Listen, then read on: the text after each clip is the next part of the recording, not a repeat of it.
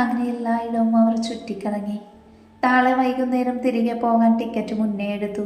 കൂടാതെ അപ്പോൾ രാത്രി 11:30 കഴിഞ്ഞിരുന്നു. അതുകൊണ്ട് തന്നെ അവർ റൂമിലേക്ക് തിരികെ പോയി. പക്ഷെ അല്ലവിൻ്റെ ഉള്ളിൽ അവൻ്റെ പ്രിൻസസിനു വേണ്ടി അവൻ കാത്തുവെച്ച സർപ്രൈസ് ആയിരുന്നു. എന്നാൽ 2 കണ്ണുകൾ അവർ അറിയാതെ അവർക്ക് ചുറ്റുമുണ്ടായിരുന്നു. റൂമിലേക്ക് എത്തിയ അമ്മു നേരെ ബെഡിലേക്ക് വീണു. ഇച്ചേ, കഷ്ടമുണ്ട് കേട്ടോ. നാളെ നമ്മൾ പോകും. എന്നിട്ട് ഇതുവരെ എന്നെ ബാൽക്കണിയിലേക്ക് ഇറക്കിയില്ലല്ലോ. ഇച്ച, സത്യം ഞാൻ തണുപ്പടിക്കാതെ നോക്കിക്കോളാം, പ്ലീസ്. അതിനെന്താ, കുറച്ചു നേരം കൂടെ കഴിയട്ടെ, എന്നിട്ട് ഇറങ്ങാട്ടോ. അതെന്താ അങ്ങനെ? അതൊക്കെ ഉണ്ട്. ഇപ്പം എൻ്റെ അമ്മൂസ് പോയി ഫ്രഷാവേ. പിന്നെ ഡ്രസ്സിങ് റൂമിൽ വെച്ചിരിക്കുന്ന ഡ്രസ്സ് ഇട്ടാൽ മതി. ഓക്കെ ഇച്ച, പക്ഷേ എൻ്റെ ബാൽക്കണിയിൽ ഇറങ്ങാൻ സമ്മതിക്കണം. അതൊക്കെ ഓക്കെ. ഇപ്പം എൻ്റെ മോള് പോയി വായോ. അമ്മ ഫ്രഷാകാൻ പോയി. അവൻ വാച്ചിലേക്ക് നോക്കി. ഇനി 15 മിനിറ്റ് 12 മണിയാകാൻ. അവൻ്റെ ഉള്ളിൽ പ്രണയം നിറഞ്ഞു. ഏതാനും നിമിഷത്തിനുള്ളിൽ തൻ്റെ പ്രണയം അവൾ അറിയും. ഒപ്പം അലൻ ഡേവിഡ് എന്ന ചെകുത്താനെയും അംഗീകരിക്കുമോ പെണ്ണെ നീ എന്നെ? അത് പറയുമ്പോൾ എന്തിനോ അവൻ്റെ നെഞ്ച് വിങ്ങുന്നുണ്ടായിരുന്നു. ഇതേ സമയം പാരീസിലെ മറ്റൊരിടത്തൊരു മെഡിക്കൽ ഗോഡൗൺ. വിടില്ലാലൻ നിന്നെ. നീ നശിപ്പിച്ചതെൻ്റെ ഏറ്റവും വലിയ കഷ്ടപ്പാടാണ്. എൻ്റെ ഇല്ലീഗലായ മെഡിസിൻ കയറ്റുമതി നീ ഒറ്റ ഒരുത്തൻ കാരണമാണ് തകർന്നത്. അത് ചോദിക്കാൻ വന്ന എൻ്റെ അനുജനെ നീ കൊല്ലാകൊല ചെയ്തില്ലേ? വിടില്ല ഞാൻ. ഒരു ഭ്രാന്തനെ പോലെ റിച്ചാർഡ് അലറി. ഈ പൊതിഞ്ഞ് പിടിച്ചു നടക്കുന്ന പെണ്ണ് കൊല്ലാൻ തന്നെ തീരുമാനിച്ചതാണ്. പക്ഷെ അവളുണ്ടല്ലോ, ഒരു പാവ പോലെ. കൊല്ലാൻ തോന്നുന്നില്ല. സ്നേഹിച്ചോളാം അവളെ, എനിക്ക് മടുക്കുവോളം. എന്നിട്ട് നിനക്ക് കൂട്ടിന് പരലോകത്തേക്ക് അയച്ചോളാം, അവൻ അലറി വിളിച്ചു പറഞ്ഞു. ഫ്രഷായി ഇറങ്ങി അമ്മു കാണുന്നത് ബെഡിൽ വെച്ചിരിക്കുന്ന ഷോപ്പറാണ്. അതിനുവേണ്ടി അവിടെ മുഴുവൻ അവളുടെ കണ്ണുകൾ പാഞ്ഞു. പക്ഷെ അവനെ കണ്ടില്ല. കൂടാതെ ടേബിളിൻ്റെ പുറത്ത് അവൻ്റെ ഫോണും ഇല്ലായിരുന്നു. ഓ, ഇച്ച കോൾ ചെയ്യാൻ പോയി കാണും. എന്നാലും ഇതെന്തായിരിക്കും? അല്ല, അത് തുറന്നു നോക്കിയാലല്ലേ അറിയാൻ പറ്റൂ. സ്വയം പറഞ്ഞുകൊണ്ട് അവൾ ആ ഷോപ്പർ തുറന്നു നോക്കി. അതിൻ്റെ അകത്തുള്ളത് കാണി അവളുടെ കണ്ണുകൾ വിടർന്നു. White and red colour theme വരുന്ന ഒരു ബാർബി ഫ്രോക്ക്. 4/4 ലെങ്ത് ആയിരുന്നു ഫ്രോക്കിന്. വൈറ്റ് കളർ ഫ്രോക്കിൻ്റെ മുകളിലത്തെ പോർഷൻ ചിതറി തെളിച്ച പോലെ. റെഡ് സ്റ്റോൺ വർക്ക് ആയതുകൊണ്ട് തന്നെ ഡ്രസ്സിൻ്റെ വൈറ്റ് കളർ അറിയാൻ കഴിയുമായിരുന്നു. നെക്ക് പോർഷൻ മിറർ വർക്കും ഫ്രോക്കിൻ്റെ താഴെ പോർഷൻ പ്ലീറ്റ്സ് പോലെ നെറ്റ് മെറ്റീരിയൽ ആയിരുന്നു. അമ്മുവിന് ആ ഫ്രോക്ക് ഒത്തിരി ഇഷ്ടമായി. അപ്പോഴാണ് അവൾ പാക്കിനടുത്തുള്ള ഒരു ബോക്സും ചാർട്ട് പീസും കണ്ടത്. ഒന്ന് സംശയിച്ചു അമ്മു ആ കാർഡ് എടുത്ത് നോക്കി. Where it my baby doll, I am waiting for you. അത് വായിക്കുക അവളിൽ ചെറു പുഞ്ചിരി തെളിഞ്ഞു. പിന്നെ മടിച്ചു നിൽക്കാതെ അവൾ ആ ഫ്രോക്ക് എടുത്തിട്ടു. 3/4 ലെങ്ത് ആയതുകൊണ്ട് തന്നെ അവളുടെ പാദസരങ്ങൾ കാണാമായിരുന്നു. കണ്ണാടിയിൽ ഒന്ന് നോക്കി അമ്മു ആ ബോക്സ് എടുത്ത് തുറന്നു നോക്കി. റബ്ബർ പെൻഡന്റ്, അതോടൊപ്പം സെയിം പാറ്റേൺ ഇയറിങ്സും, ഒപ്പം ചുവന്ന കല്ല് വെച്ച മൂക്കുത്തിയും ഒരു സെറ്റ് റൂബി വളകളും. ഒത്തിരി ഇഷ്ടത്തോടെ തന്നെ അമ്മു അണിഞ്ഞു. മുടി ഫ്രീ ആക്കി ഒരു വൈറ്റ് കളർ ഹെയർ ബാ വെച്ച് കണ്ണിൽ ചെറുതായി കൺമഷി എഴുതി. അവസാനമായി ഉള്ളിൽ നിറഞ്ഞ പ്രണയത്തോടു കൂടി സിന്ദൂരം കൊണ്ട് തൻ്റെ സീമന്തരേഖ ചുവപ്പിച്ചു. ഒരിക്കൽ കൂടെ മിററിലേക്ക് നോക്കി. അപ്പോഴേക്കും അവൾ ഒരു ബാർബി ഡോൾ പോലെ ആയിരുന്നു. വന്നിട്ടിതുവരെ അമ്മു റൂമിലെ ബാൽക്കണിയിലേക്ക് ഇറങ്ങിയിരുന്നില്ല. അതുകൊണ്ട് കൂടുതൽ ആലോചിക്കാൻ നിൽക്കാതെ അമ്മു ബാൽക്കണിയിലേക്ക് നടന്നു. കർട്ടൻ മാറ്റി സ്ലൈഡർ തുറന്നിറങ്ങിയ അമ്മു പകപ്പോടെ അവിടെ കണ്ണോടിച്ചു. വിശാലമായ ബാൽക്കണി. കോർണർ സൈഡിൽ ഒരു കുഞ്ഞു ടേബിളും 2 ചെയറും. അതിനു മുകളിൽ wine and red velvet cake pieces set ചെയ്ത് വെച്ചിട്ടുണ്ട്. ഫ്ലോർ മുഴുവൻ റോസ് പെറ്റൽസ്. ഒപ്പം സൈഡിൽ അടുക്കടുക്കായി വെച്ചിരിക്കുന്ന മിനി ക്യാൻഡിൽസും. രാത്രി ആയതുകൊണ്ട് ക്യാൻഡിൽസിൻ്റെ വെളിച്ചം അവിടെ പടർന്നു. പക്ഷേ ഇതിനെല്ലാം പുറമെ അമ്മുവിന് അത്ഭുതം നിറഞ്ഞ മിഴികൾ ബാൽക്കണിയിൽ നിന്നും കുറച്ചകലെയായി കാണുന്ന വിശ്വമനോഹരമായ സൃഷ്ടിയെ ഈഫൽ ടവറിലായിരുന്നു. രാത്രിയുടെ ശോഭയിൽ തിളങ്ങി നിൽക്കുന്ന ടവറിൽ തന്നെ അവളുടെ മിഴികൾ ഓടി നടന്നു. അത്ഭുതം തോന്നി അവൾക്ക്. പരിചിതമായ ഗന്ധം തനിക്ക് ചുറ്റുമറിയെ അമ്മു തിരിഞ്ഞു നോക്കി. തനിക്ക് ചാരി നിൽക്കുന്ന തൻ്റെ പ്രണയത്തെ പാതയെ കാണെ ഒരു നിമിഷം ശ്വാസമെടുക്കാൻ മറന്ന പോലെ അവൾ നിന്നു. റെഡ് കളർ ഷർട്ടും വൈറ്റ് ഷർട്ട് ജീനുമായിരുന്നു അല്ലു ധരിച്ചിരുന്നത്. ഷർട്ടിൻ്റെ മുകളിലത്തെ 2 ബട്ടൺ അഴിച്ചിട്ടതിനാൽ പുറത്തേക്ക് കാണുന്ന അവൻ്റെ ഉറച്ച നെഞ്ചിൽ പറ്റിച്ചേർന്നു കിടക്കുന്ന കുരിശമാല അല്പം അസൂയയോടെ അമ്മു നോക്കി. ഒതുക്കി വെച്ചിട്ടും അനുസരണക്കേട് കാണിച്ച് നെറ്റിയിലേക്ക് ചായുന്ന അവൻ്റെ മുടിയിഴകളിൽ അവളുടെ മിഴികൾ പതിഞ്ഞു. ഇടത് കാൽ ബാൽക്കണിയിലെ റെയിലിങ്ങിലേക്ക് മടക്കി ചാരി വലത് കാൽ അല്പം മുന്നിലേക്ക് വെച്ചു. ഇടത് കൈ ജീനിൻ്റെ പോക്കറ്റിലും മറുകൈ ഫ്രീ ആക്കി വലത് കാലിന് മുകളിൽ വെച്ച് ഇമചിമ്മാതെ തന്നെ മാത്രം നോക്കി നിൽക്കുന്നവനെ കാണി അവളിൽ പരവേശമുയർന്നു. അവനും അതേ അവസ്ഥയായിരുന്നു. മുന്നിൽ നിൽക്കുന്നത് തൻ്റെ പ്രാണനാണ്, പ്രണയമാണ്, എല്ലാത്തിനുമുപരി തൻ്റെ മാത്രം കുഞ്ഞാണ്. ആ ഫ്രോക്കിൽ ഒരു മാലാക കുഞ്ഞിനെ പോലെ വിടർന്ന മിഴികളോടെ തന്നെ നോക്കി നിൽക്കുന്നവളെ ഇനി ഒരു നിമിഷം പോലും നെഞ്ചിലേക്ക് അണച്ചു പിടിക്കാതെ നിൽക്കാൻ കഴിയില്ല എന്ന് മനസ്സിലാക്കിയ അലൻ തൻ്റെ വലത് കൈ നീട്ടി അമ്മുവിനെ നോക്കി. അടുത്ത സെക്കൻഡിൽ ഒരു കാറ്റ് പോലെ അമ്മു അവൻ്റെ നെഞ്ചിൽ അണഞ്ഞിരുന്നു. പൊന്നാ, നേർമയോടെ എന്നാൽ വശ്യമായ അവൻ്റെ വിളി കേൾക്കെ മിഴികൾ ഇറുക്കെ പൂട്ടി അമ്മു കിതച്ചു. വിളിക്കല്ലയിച്ച. കിതപ്പോടെയുള്ള സ്വരം കേൾക്കെ ആദ്യം അവൻ്റെ മുഖം സംശയത്താൽ ചുരുങ്ങിയെങ്കിലും അടുത്ത നിമിഷം അവളിലെ മാറ്റമറിഞ്ഞ പോലെ അവൻ്റെ മുഖം വിടർന്നു. ഒപ്പം ചുണ്ടിൽ ആരെയും മയക്കുന്ന കള്ളച്ചിരി തെളിഞ്ഞു. അന്നേരം അവൻ്റെ താടിക്കുള്ളിൽ ഒളിഞ്ഞിരുന്ന നുണക്കുഴികൾ തെളിഞ്ഞു. ശരി, അത് പോട്ടെ. എൻ്റെ കുഞ്ഞുവാവയ്ക്ക് ഇവിടെ ഇഷ്ടമായോ? പിന്നെ ഇല്ലേ, എന്ത് ഭംഗിയാ ഇവിടുത്തെ അറേഞ്ച്മെൻറ്റ്സ് കാണാൻ. കൂടാതെ ഇവിടെ നിന്ന എൻ്റെ ഫേവററ്റ് ടവറും കാണാമല്ലോ, ആവേശത്തോടെ അമ്മു പറഞ്ഞു. ഓഹോ, അപ്പം എൻ്റെ കുഞ്ഞിനെ കൂടുതൽ ഇഷ്ടപ്പെട്ടതെന്താ? പിരികുയർത്തി അവൻ ചോദിച്ചപ്പോൾ കള്ളച്ചിരിയോടെ അമ്മു അവനെ നോക്കി. അതുണ്ടല്ലോ ഈച്ചേ, പറയൂ. എനിക്ക് കൂടുതൽ ഇഷ്ടമായത് ഇച്ചയാണ് പറഞ്ഞുകൊണ്ടവൾ അല്ലുവിൻ്റെ നെഞ്ചിലേക്ക് മുഖം പൂഴ്ത്തി. എൻ്റെ പൊടിക്കുപ്പി. പൊട്ടിച്ചിരിച്ചുകൊണ്ട് അവൻ അവളെ മുറുക്കെ കെട്ടിപ്പിടിച്ചു. സുന്ദരിയായിട്ടുണ്ട് എൻ്റെ കുഞ്ഞ്. അവൾ നെറുകയിൽ തലോടി അല്ലു പറഞ്ഞു. സത്യമായിട്ടും? വിടർന്ന കണ്ണുകളോടെ അമ്മു അവനെ നോക്കി. സത്യം, ഇപ്പം എൻ്റെ കുഞ്ഞിനെ കണ്ട ഒരു ബാർബി ഡോൾ മാതിരിയുണ്ട്, എൻ്റെ മാത്രം ബേബി ഡോൾ. അവൻ്റെ വാക്കുകൾ കേൾക്കി സന്തോഷത്തോടെ അമ്മു അവനെ പുണർന്നു. കുറച്ചു നേരം ഇളങ്കാറ്റിൻ്റെ തലോടൽ അവരെ ഏറ്റുവാങ്ങി. പൊന്നാ, എന്തോ? വായോ.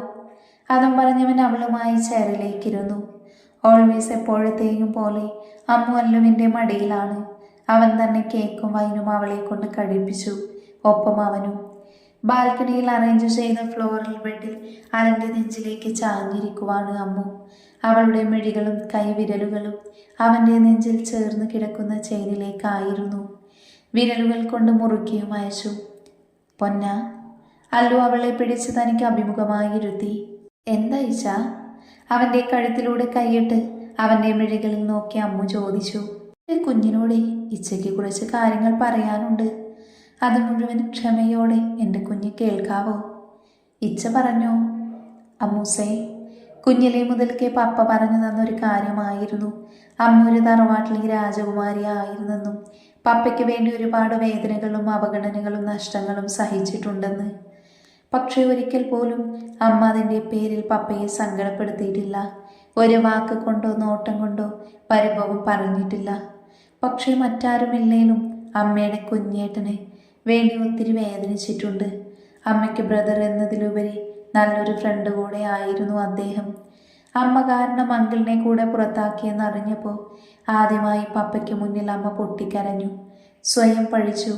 പക്ഷെ ആ സമയത്ത് പോലും പപ്പ കാരണമാണെന്ന് പറഞ്ഞിട്ടില്ല. പപ്പയ്ക്ക് അമ്മ പ്രണയത്തേക്കാൾ ഉപരി തൻ്റെ റാണിയായിരുന്നു. അതിനാൽ അങ്കിളിനെ കണ്ടെത്താനാവതും ശ്രമിച്ചു. ഓരോ തവണയും നിരാശയായിരുന്നു ഫലം. അവസാന വർഷങ്ങൾക്ക് ശേഷം പപ്പ അങ്കിളിനെ കണ്ടെത്തി. ആ സമയത്ത് ഞാൻ ഡിഗ്രി കഴിഞ്ഞ് MBA ചെയ്യാൻ അബ്രോഡായിരുന്നു. റോണി ഡിഗ്രി ഫസ്റ്റ് ഇയറും കണ്ണൻ 7th അവിടെ നിന്നും ഡെയിലി വീട്ടിൽ വിളിക്കുമ്പോൾ കേൾക്കാം അമ്മയുടെ കുഞ്ഞി കാന്താരിയുടെ വിശേഷങ്ങൾ. അവരുടെ അമ്മൂസിനെ കുറിച്ച് പറയാൻ നേരമുള്ളായിരുന്നു. കണ്ണനും കുഞ്ഞിനുമൊക്കെ അവരുടെ ഫോട്ടോ ചോദിച്ചെങ്കിലും നേരിട്ട് കാണിച്ചു തരാമെന്ന് അമ്മയും പപ്പയും പറഞ്ഞു. ഇടയ്ക്ക് വെച്ച് എനിക്ക് അമ്മ കാന്താരിയുടെ വോയിസ് ഫോർവേഡ് ചെയ്തു തരുമായിരുന്നു. കൊഞ്ചി കൊഞ്ചി അവൾ പറയുന്ന ഓരോ വാക്കും ഞാൻ വീണ്ടും വീണ്ടും കേൾക്കുമായിരുന്നു. എന്തിനെന്നറിയാതെ ഒത്തിരി വാത്സല്യം തോന്നുമായിരുന്നു. പിന്നെ അമ്മയ്ക്ക് അവളയക്കുന്ന വോയിസ് മിക്കപ്പോഴും എനിക്ക് കിട്ടി. ഒരുപക്ഷെ ഞാനും അതിനായി കാത്തിരുന്നിട്ടുണ്ടാകും. അവിടെ നിന്നും MBA ചെയ്യുമ്പോൾ തന്നെ പാരീസിലുള്ള കളത്തിങ്കൽ ബ്രാഞ്ച് ഞാൻ ഏറ്റെടുത്തു. 1 വർഷം കൊണ്ട് തന്നെ ഹൈലി പ്രോഫിറ്റായി. അങ്ങനെ MBA കഴിഞ്ഞ് നാട്ടിൽ വന്നപ്പോഴാണ് അറിഞ്ഞത് അമ്മുവിനെ ഞങ്ങളുടെ കോളേജിൽ ചേർക്കാൻ പോണെന്നും ഹോസ്റ്റൽ നിർത്താമെന്നും അങ്കിൾ പറഞ്ഞിട്ടും വാശി പിടിച്ച് അവളെ വീട്ടിലേക്ക് കൊണ്ടുവരണമെന്നും. പുറമെ മൗനം പാലിച്ചെങ്കിലും എന്തോ ഒത്തിരി സന്തോഷം തോന്നി. അവളെ ഒരു നോക്ക് കാണാൻ അത്രമേൽ ആഗ്രഹിച്ചിരുന്നു എന്നതാണ് സത്യം. അവസാനം കാത്തിരുന്നു. എൻ്റെ അമ്മുവിനെ ഞാൻ കണ്ടു. കണ്ടാൽ 19 വയസ്സാണെന്ന് പോലും പറയാൻ പറ്റാത്തൊരു കുഞ്ഞു മാലാക. എല്ലാം മറന്ന്, എന്നെ തന്നെ മറന്ന് പൂമ്പാറ്റയുടെ പിറകെ ഓടി നടക്കുന്നവളെ ഞാൻ നോക്കി നിന്നു. പിന്നെ അറിഞ്ഞു അവളിലൂടെ പപ്പാക്കും അമ്മയ്ക്കുമുള്ള സന്തോഷം. അമ്മ പപ്പ എന്നവൾ വിളിക്കുമ്പോൾ വിടർന്ന മിഴികളോടെ നോക്കുന്ന പപ്പയുടെയും അമ്മയുടെയും മുഖമായിരുന്നു മനസ്സ് നിറയെ. പലപ്പോഴും അവൾ എനിക്ക് കണ്ണനെ പോലെയാണെന്ന് ചിന്തിച്ചെങ്കിലും ഹൃദയം അത് അംഗീകരിച്ചിരുന്നില്ല. അവളോടൊപ്പമുള്ള ഓരോ നിമിഷവും ഞാൻ അത്രമേൽ കൊതിച്ചു. ജാതകം കാരണം അവളെ വിവാഹം വേഗം വേണമെന്നും ആലോചനകൾ നോക്കാൻ തുടങ്ങുന്നു എന്നും അങ്കിൾ പറഞ്ഞപ്പോൾ സഹിച്ചില്ല. അവസാനം ഞാൻ തിരിച്ചറിഞ്ഞു, എൻ്റെ അമ്മു എനിക്ക് അനുജത്തിയല്ല, മറിച്ച് എൻ്റെ പ്രാണനാണെന്ന്, എൻ്റെ പ്രണയമാണെന്ന്. അന്ന് ഞാൻ തീരുമാനിച്ചു, അവൾ എൻ്റേതാണ്, എൻ്റേത് മാത്രം. അത് പറഞ്ഞുകൊണ്ട് അലൻ അമ്മുവിനെ ഒന്ന് നോക്കി. വിതുമ്പുന്ന ചുണ്ടുകളും നിറഞ്ഞ മിഴികളുമായി അവനെ തന്നെ നോക്കിക്കിടന്നവൾ. പക്ഷെ നിറഞ്ഞ പുഞ്ചിരിയായിരുന്നു അവളിൽ, തൻ്റെ ഇച്ഛയുടെ ഉള്ളറിഞ്ഞതിൽ. അവളെ ഒന്ന് നോക്കി അല്ലു അമ്മുവിൻ്റെ മിഴികളിൽ അതരമർത്തി. ഇച്ചേ, പൊന്ന, എന്ത് പറയണമെന്നറിയില്ല, പക്ഷേ ഒത്തിരി സന്തോഷം തോന്നുക. അപ്പോൾ ഇനി എൻ്റെ കുഞ്ഞ് പറയ്, എന്നെ ഇഷ്ടമാണോ എൻ്റെ ബാവയ്ക്ക്? അവൻ്റെ ചോദ്യത്തിന് കൂർപ്പിച്ചുള്ള നോട്ടമായിരുന്നു അവളുടെ മറുപടി. ഇങ്ങനെ നോക്കല്ല പൊന്ന, എൻ്റെ കുഞ്ഞിനെന്നെ ഒത്തിരി ഇഷ്ടമാണെന്ന് ഇച്ചയ്ക്ക് അറിയാടാ. എങ്കിലും മോള് പറയുന്നത് കേൾക്കാൻ കൊതി തോന്നിയിട്ടാ. ഒന്ന് പറയടാ. ഞാനെന്താ പറയണ്ടേ ഇച്ചേ? എനിക്കെൻ്റെ ജീവനായിച്ച അമ്മുവിൻ്റെ പ്രണയം, ഇച്ഛയോടുള്ള പ്രണയം സ്വയം തിരിച്ചറിഞ്ഞിട്ടും പറയാതെ ഇരുന്നത് ഈ വാത്സല്യം ആവോളം നുകരാനാണ്. പ്രണയം കൂടുമ്പോൾ വാത്സല്യം കുറയുമോ എന്ന പേടികൊണ്ടാണ്. പക്ഷേ ഇപ്പോൾ എനിക്കറിയാം എൻ്റെ ഇച്ഛയുടെ പ്രണയം മുഴുവൻ വാത്സല്യഭാവമാണെന്ന്. വിവാഹ ദിവസം ഒത്തിരി സങ്കടം തോന്നിയിരുന്നു. എന്നെ പോലെ ഒരു പെൺകുട്ടിയെ ഇച്ഛയ്ക്ക് യോജിക്കുമോ എന്ന് ചിന്തിച്ച്. അതിലുപരി ഭയമായിരുന്നു, എൻ്റെ പക്വതയില്ലാത്ത പെരുമാറ്റം കാരണം ഇച്ഛയ്ക്ക് ദേഷ്യമാവുമോ എന്ന് ആലോചിച്ച്. പക്ഷേ അന്ന് രാത്രി വാത്സല്യത്തോടെ നെഞ്ചിലേക്ക് ചേർത്തപ്പോൾ എങ്ങോ പോയി എൻ്റെ സങ്കടം, ഭയമൊക്കെയും. പിന്നീടുള്ള ദിവസം ഇച്ഛയുടെ കരുതലും സ്നേഹവും വാത്സല്യവുമൊക്കെ മനസ്സു തുറന്ന് ആസ്വദിച്ചു. ഇച്ഛ എന്നെ കൊഞ്ചിക്കുമ്പോൾ ഞാൻ വീണ്ടും വീണ്ടും അതുപോലെ കൊഞ്ചിക്കപ്പെടാൻ ആഗ്രഹിച്ചു. എപ്പോഴും ഒപ്പം ഉണ്ടായിട്ട് കോളേജിൽ പോയ സമയം കുറച്ച് നിമിഷങ്ങൾ ഇച്ഛയെ പിരിഞ്ഞിരുന്നപ്പോൾ എൻ്റെ ഹൃദയം ഇച്ഛയോടുള്ള പ്രണയം വിളിച്ച് പറയുന്നുണ്ടായിരുന്നു. പറയാൻ വർഷങ്ങളുടെ പഴക്കമില്ലായിരുന്നു. പക്ഷെ നിമിഷങ്ങൾ കൊണ്ട് എൻ്റെ ഹൃദയം മുഴുവൻ ഇച്ഛ കീഴടക്കി. ഇച്ഛയുടെ ഉള്ളം എനിക്കറിയാം. ഇച്ഛ എന്നതിലുപരി അലൻ ഡേവിഡിനെയും പപ്പയിലൂടെ പാറു അമ്മയിലൂടെയൊക്കെയും എനിക്കറിയാം. ബിസിനസ് സാമ്രാജ്യത്തിൽ അലനൊരു ഡെവിളാണെന്നും അറിയാം. ഈ കൈ കൊണ്ട് കുറച്ച് പേരുടെ ജീവൻ അതിഭയാനകമായി എടുത്തിട്ടുണ്ടെന്നും അറിയാം. പക്ഷേ ഒരിക്കൽ പോലും എനിക്ക് ഭയം തോന്നിയില്ല, വെറുപ്പ് തോന്നിയിട്ടില്ല. കാരണം അവരൊക്കെ അത് അർഹിച്ചവരായിരുന്നു. പക്ഷേ ഒരുറപ്പ് വേണം എനിക്ക്, എന്നും ഇച്ഛ എനിക്കൊപ്പം ഉണ്ടാവുമെന്ന്, എന്നെ തനിച്ചാക്കില്ല എന്ന്. എന്ത് ചെയ്യുമ്പോഴും ഒന്ന് മാത്രം ആലോചിക്കണം, ഇച്ഛയെ കാത്ത് ഞാനും ഒപ്പം ഒരു കുടുംബവും കാത്തിരിക്കുന്നുണ്ടെന്ന്. അതുകൊണ്ട് ഒരിക്കൽ പോലും തളർന്നു പോകരുത്, തോറ്റു പോകരുത്. ഒരുപാടൊന്നും പറയാൻ എനിക്കറിയില്ല ഇച്ഛ, ഒന്ന് പറയാം. ഇച്ഛയോട് എനിക്കുള്ളത് അടങ്ങാത്ത പ്രണയമാണ്. ജീവിതത്തിൽ അത്രമേൽ ഞാൻ കൊതിക്കുന്നത്, ആഗ്രഹിക്കുന്നത് ഇച്ഛയുടെ സ്നേഹം മാത്രമാണ്. മറ്റൊരുവളും ഇച്ഛയോട് ചേർന്ന് നിൽക്കുന്നത് പോലും എനിക്ക് സഹിക്കില്ല. എൻ്റെയല്ലേ, എൻ്റേത് മാത്രം. പറഞ്ഞു കഴിഞ്ഞതും അവളുടെ അതിരങ്ങൾ അല്ലു സ്വന്തമാക്കി. അത്രമേൽ പ്രണയത്തോടെ വന്യമായിരുന്നു അവൻ്റെ ചുംബനം. അവളെ തളർത്താൻ പാകത്തിൽ അവൻ്റെ ഉള്ളം അത്രത്തോളം സന്തോഷം നിറഞ്ഞിരുന്നു. തൻ്റെ എല്ലാ ഭാവങ്ങളും അറിഞ്ഞിട്ടും ഒരൽപ്പം പോലും വെറുപ്പ് തോന്നാതെ തന്നെ പ്രണയിക്കുന്നവളോടുള്ള അടങ്ങാത്ത പ്രണയമായിരുന്നു അവൻ്റെ ആ ചുംബനം. ഏറെ നേരത്തിനു ശേഷം അവളെ മോചിപ്പിക്കുമ്പോൾ കിതപ്പോടെ അവൻ്റെ നെഞ്ചിലേക്ക് അമ്മു ചാഞ്ഞു. എങ്കിലും വല്ലാത്തൊരു തിളക്കമുണ്ടായിരുന്നു അവളുടെ മിഴികളിൽ. അതറിഞ്ഞ പോലെ അവൻ്റെ ഉള്ളം വിറച്ചു. വേണ്ട അമ്മൂസേ, എൻ്റെ മോളിപ്പോൾ കുഞ്ഞല്ലേ, താങ്ങാൻ കഴിയില്ല എൻ്റെ ഭാവിക്ക്. വേണമിച്ച ഇന്ന്, ഇപ്പോൾ, ഈ നിമിഷം എനിക്കെൻ്റെ ഇച്ഛയുടെ മാത്രമാകണം. ഇപ്പോൾ ഇച്ഛയുടെ വന്യമായ പ്രണയം താങ്ങാൻ എനിക്ക് കഴിയും, എനിക്കേ കഴിയൂ. അത്രമേൽ ആഗ്രഹത്തോടെയുള്ള അവളുടെ വാക്കുകൾ അവഗണിക്കാൻ അവനാകുമായിരുന്നില്ല. അതിനാൽ അവളെ ഒന്ന് നോക്കിയല്ലോ. ബാൽക്കണി ഗ്ലാസ് ഫുൾ കവർ ചെയ്ത് കർട്ടനിട്ടു. ഫ്ലോർ ബെഡിൽ അവനെ തന്നെ നോക്കിക്കിടക്കുന്ന അമ്മുവിലേക്ക് മെല്ലെ ചാഞ്ഞു. അവൻ്റെ ആദ്യ ചുംബനം അവൻ ആഗ്രഹിച്ചതുപോലെ, അവൾ ആഗ്രഹിച്ചതുപോലെ നെറുകയിൽ പതിഞ്ഞു. പിന്നീട് ഇരുമിഴികളിലും മൂക്കിൻ തുമ്പിലും പഞ്ഞിക്കവിളികളിലും, അത് അവസാനം അവളുടെ അധരങ്ങളിലും അവസാനിച്ചു. അവളുടെ മുഖം മുഴുവൻ അവൻ്റെ അധരങ്ങൾ അമരുമ്പോൾ പൊള്ളിപ്പിടഞ്ഞു അമ്മു. അവർക്കിടയിലെ തടസ്സങ്ങളെല്ലാം മാറ്റി രാത്രിയുടെ കൂട്ടായി എത്തിയ ഇളം കാറ്റിൻ്റെ തലോടൽ അലൻ അവൻ്റെ പ്രാണനിലേക്ക് അലിഞ്ഞു ചേർന്നു. അവളുടെ ഇച്ഛയെന്നുള്ള കുറുകലും പിടച്ചിലും ഉയർന്നു. ചെറുചാറ്റൽ മഴയായി ഒടുക്കം പേമാരി പോലെ അവൻ അവളിലേക്ക് പെയ്തൊഴിഞ്ഞു. അവസാനം ചെറുനോവോടെ അവളെ പൂർണ്ണമായും എല്ലാ അർത്ഥത്തിലും അവൻ്റെ പാതിയാക്കി. അവളിൽ നിന്നും പൊഴിയാനാഞ്ഞ ഒരു തുള്ളി കണ്ണുനീർ പോലും വാശിയോടെ അവൻ്റേത് മാത്രമാക്കി അവൻ. ഒടുവിൽ അവൻ്റെ വന്യമായ പ്രണയം സ്വീകരിച്ച് തളർന്നു കിടക്കുന്നവൾക്ക് അവൻ്റെ ഹൃദയതാളം താരാട്ടായി മാറി. അവൻ്റെ കൈകൾ അവളെ തഴുകിയുറക്കി.